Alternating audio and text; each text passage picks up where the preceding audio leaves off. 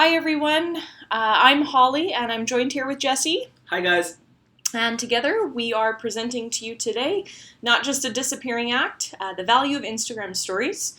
Jesse and I work together on a number of projects. We're happy and proud to be part of Communo. We'll discuss a little bit later the kind of pieces of the puzzle we each bring. We're both creatives in a slightly different manner, but together we have what we think is a very compelling webinar on Instagram stories that will hopefully provide you with excellent value moving forward. So Instagram is a photo and video platform. We're hoping that a number of you are already familiar with it. For those that attended the presentation live, we actually had people pull out their phones and open Instagram up.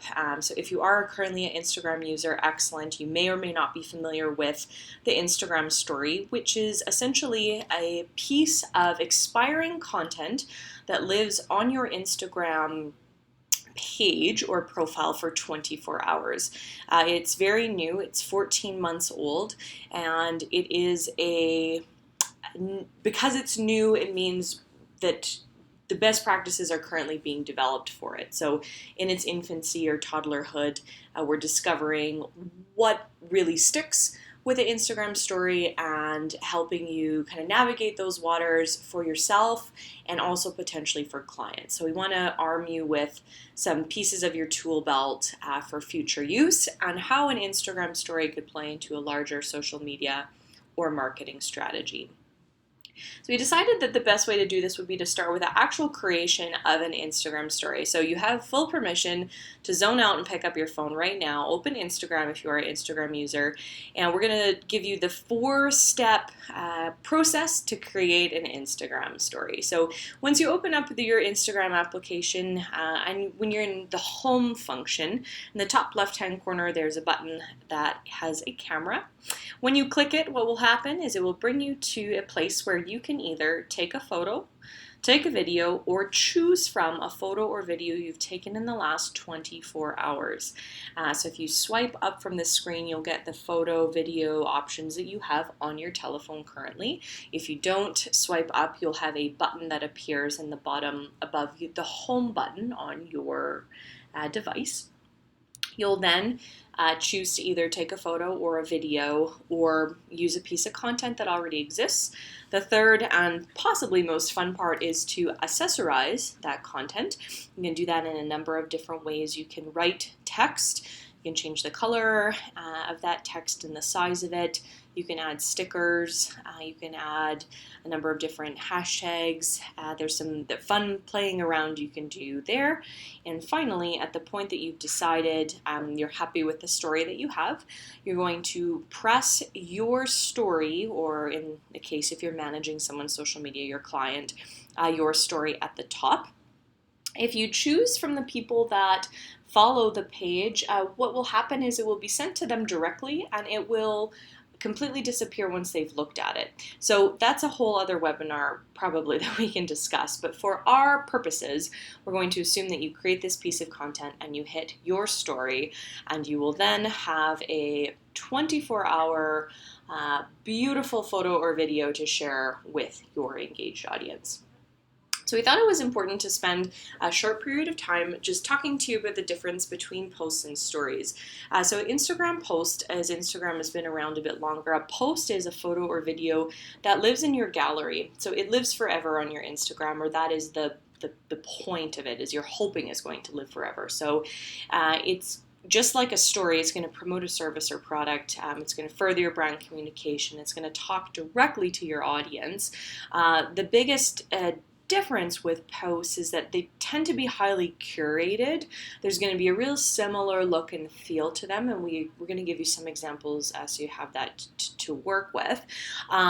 You're going to have hopefully a more designed or planned aesthetic that's going to further draw out your brand dialogue.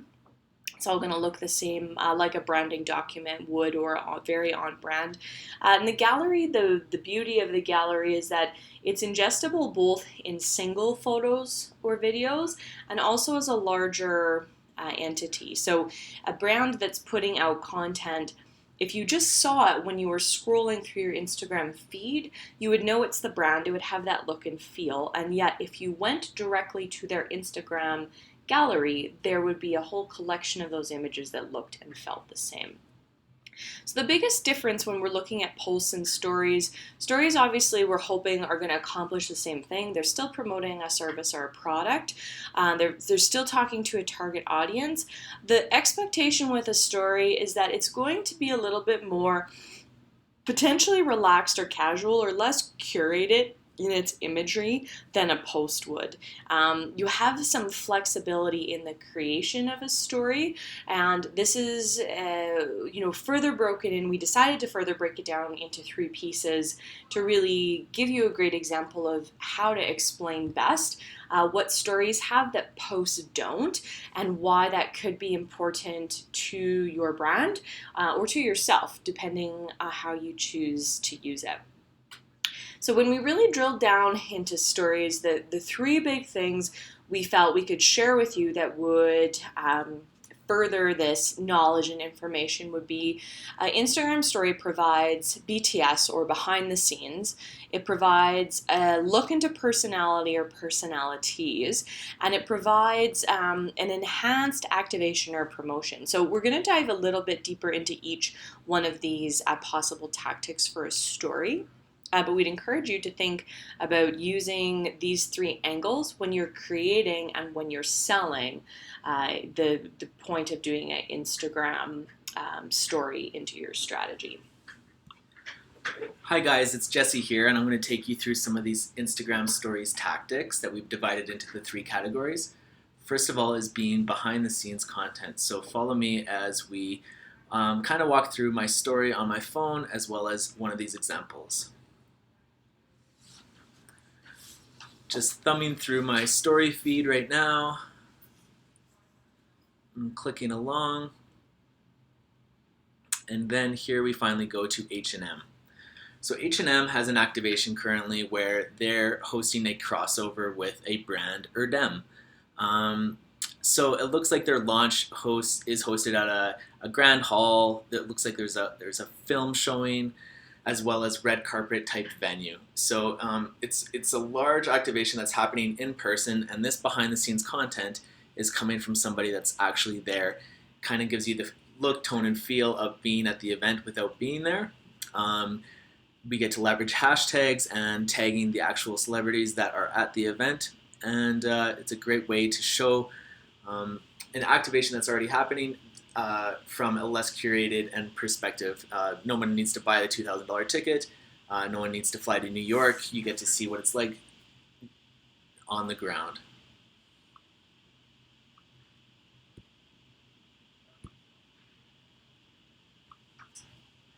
Okay, so here's our second example of behind the scenes content. This is actually this is a story that we did for a local company here in Calgary. They are a coaching and training facility for service for lacrosse players, and the company is called Elevate. And what they do themselves is some really raw behind-the-scenes content where they'll just bring up their iPhone at their practices and record some of the drills that they're doing. Like Holly mentioned before, the threshold that we're trying to stress, that the threshold for curated content is less so on stories, because it's almost expected to be raw and off the cuff. Not to say that you can't put well-designed content in there, because that seems to go over extremely well. We're just saying that the overall expectation and threshold is lower than what it would be on your feed.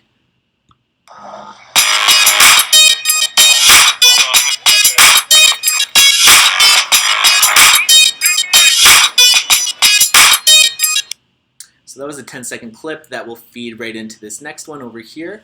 And what we did is we took their original thought process of taking clips from the drills, and we essentially filmed it in a more cinematic way and put it to an edit.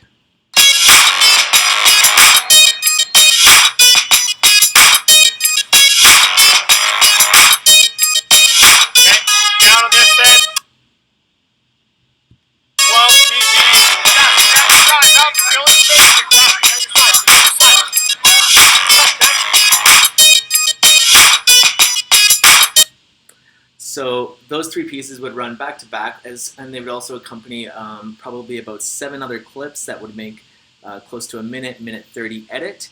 And as you can see, we leveraged the actual format of the mobile phone and are doing this in 9:16 instead of 16:9, kind of the more widescreen. So we did this in mind just to kind of stay native to the format. And when you're actually getting curated content that's built in this manner, I feel like a lot of clients are responding well to it.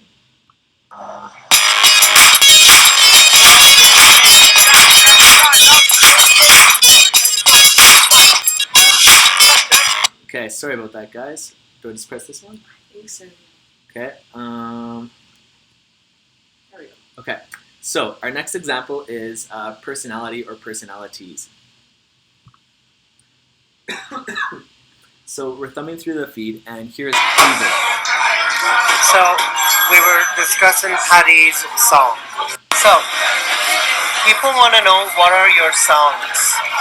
My song. Yeah, no, in all seriousness, so you have 2 songs. What is the first song? So what is your first song? Kieran, how many songs do you have? What is that Orange Man song? I liked it. So this is one of Patty's songs, just in case you want to add it to your playlist, because Patty loves this song.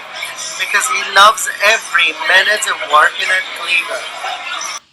Okay, so this is typical of what you would see in the feed at Cleaver.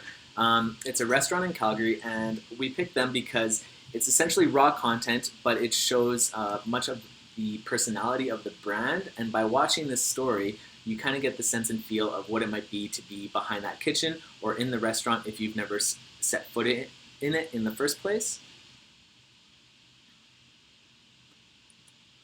And this next example of personalities.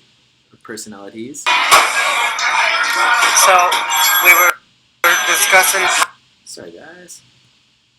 Okay, so this next example of personality or personalities is actually a feed, not a story, but we love it and we think it speaks to this. So it's Tullamore Dew whiskey, and if you look through their feed, every image is exceptionally curated, really designed.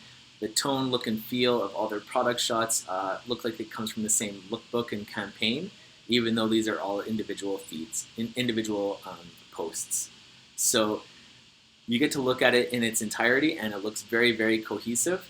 Again, this threshold isn't always pushed forward in Instagram stories, but it has been. Some great best practices that are doing this are Lululemon, Oakenfort, Aritzia.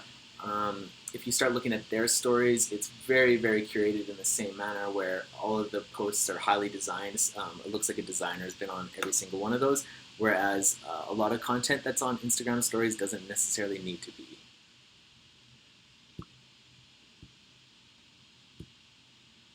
Okay, so this third category for an Instagram story is enhancing an activation.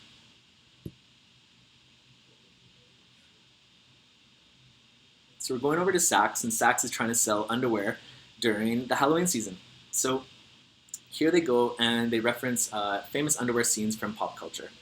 We have Walter White, Tom Cruise in Risky Business, and then a potential underwear that you could buy that looks like that.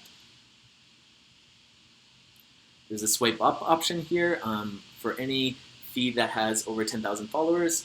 There's an actual option where we can link directly to a shopping cart, directly to a URL, but again, that's not available unless you have a following of 10,000 people.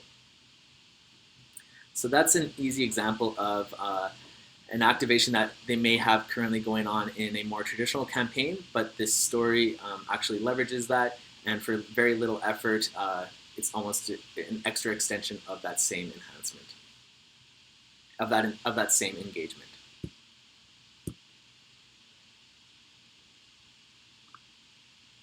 Okay, so this last example of enhancing activations is some Instagram stories that we actually did as a deso out at the World Championships of Triathlon this year. We wanted this stuff to look heavily designed and quite a bit larger than they are and we are. So very professional is the kind of the aim that we're going for.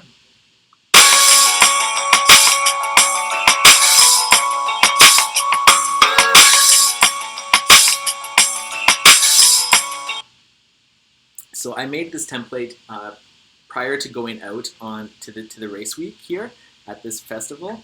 And Madonna Booter is actually a well-known 87-year-old triathlete, and she raced. So this is an opportunity where I'm out there filming, I'm out there shooting already, but this is a shot or a piece of content that may not be able to live on its own as far as it being a standalone video property.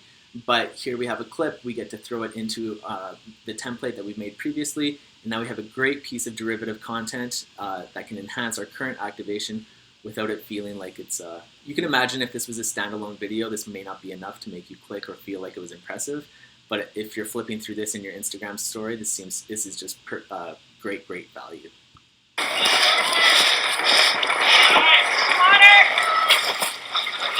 Water. Cook. So here we go. It's very much in the same vein. This was an athlete rolling through an aid station at the festival, and we thought this was a great piece of content that I love the shot, I love what it explains, and I think the audience would like to see this. But essentially, this is a clip that would make its way to the editing room floor. It's not engaging enough to live on its own, or even in one of our major deliverables, which was full-form video. So here we are able to repurpose this and make it content that's not wasted. Good job.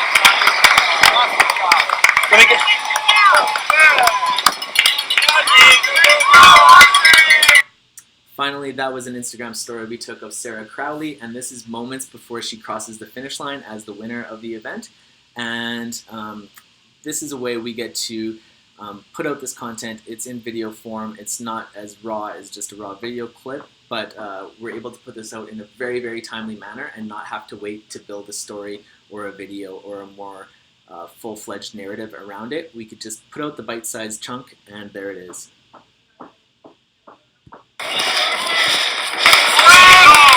Good job. Sorry about that, guys.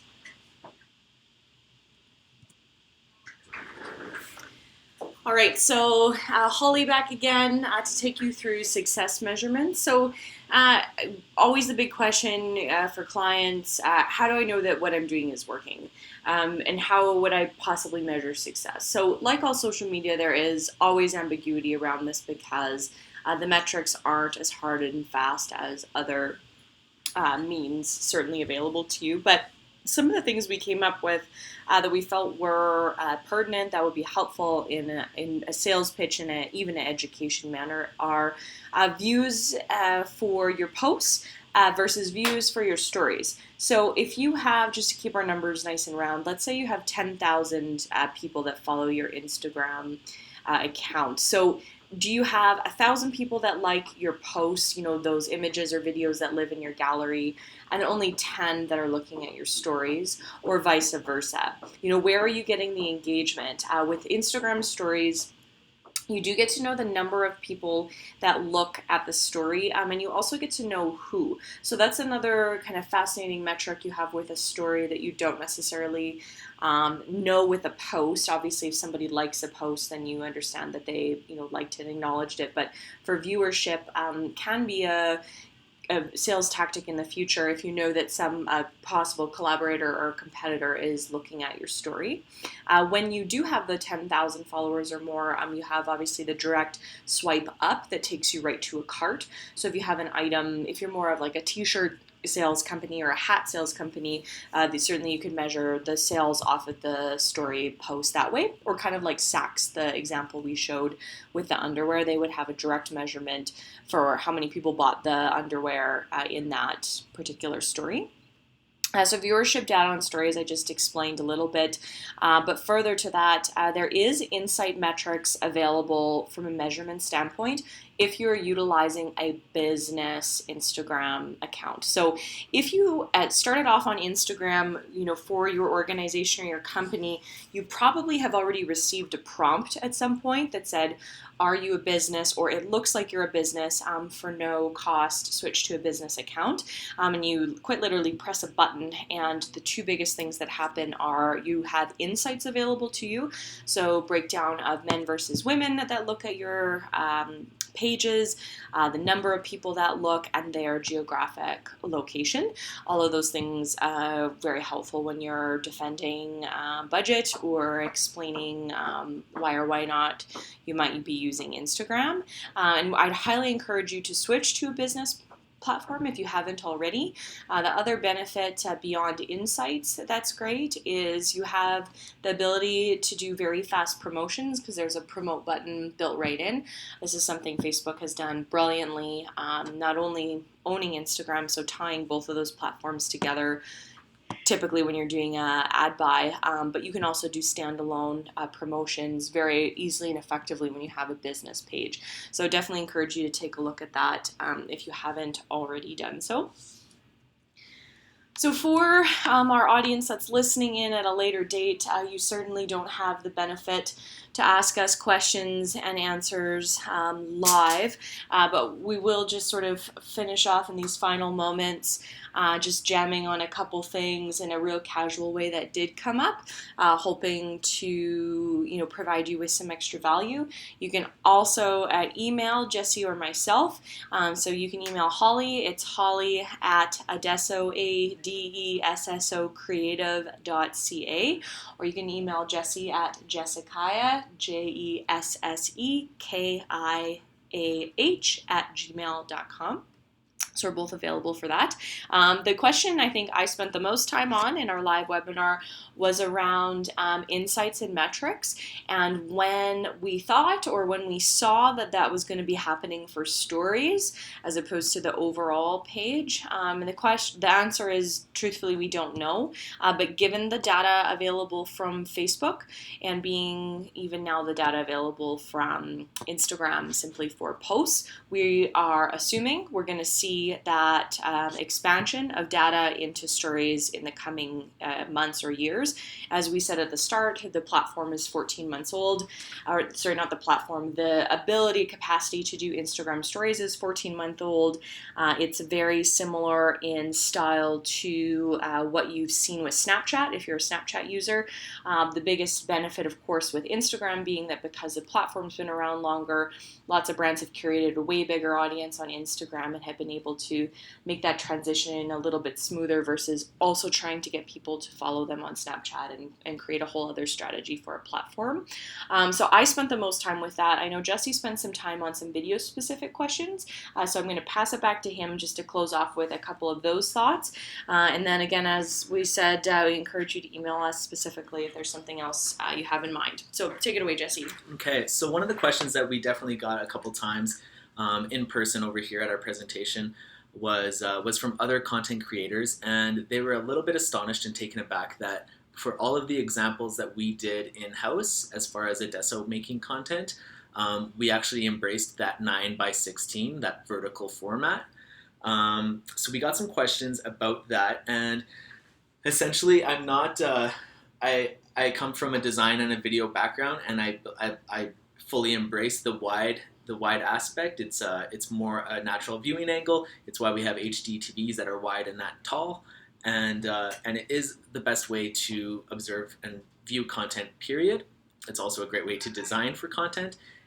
Vertical can be challenging, but the main caveat here is the medium is the message, and most of these, well, if not all Instagram stories are going to be viewed on your mobile device, and inherently people are less accustomed to wanting to turn their phone for each individual story. And then if you have it's inherently has a couple other problems with it. If you post your video from the wrong angle, all of a sudden you're turning your phone 270 degrees instead of 90 degrees. We really need to embrace where these people are going to be ingesting Instagram stories, and that's going to be in a very succinct and quick way. They want to thumb through content one-handed while they're eating a cheeseburger or sipping your coffee. And we want to make it as easy as possible for them to do that. So that was one of the main questions. Secondly, we also had something that was directed towards both of us, Holly and Jesse over here, and that was, when do you know when your client is ready for Instagram stories? So it's going to be different for everybody, and what we try not to do is make a magic number for people. We try not to be more. So, for instance, some of the questions were, if at 1,000 followers or 2,000 followers or 10,000 followers, when is the time to do it? We encourage it as a supplement to your Instagram strategy overall. Instagram Stories lives inherently within that, and it's a great mechanism to bolster your current Instagram engagement. Although we don't want you to think of it as an entirely different channel, it's a great way to supplement. You can get derivative content from other posts that you're making straight to Instagram. With that in mind, it's not as laborious as making a new channel, but it's not. We don't want you to think that you could just repost everything that's on your gallery, and that makes good story content. So it's kind of an individual case-by-case scenario that you might want to include. But if you feel like you have a strong engagement, if your client is willing to be putting in the time to making this content, and you're getting already great results from Instagram, I would encourage you guys to start using stories, because it's definitely, without a doubt, involved somewhere in that algorithm, and it's only a better way to make your Instagram following more and more engaged. Awesome. Thank you for listening along with us. We really appreciate it, and we hope to meet all of you in person at some point in time. Cheers, guys.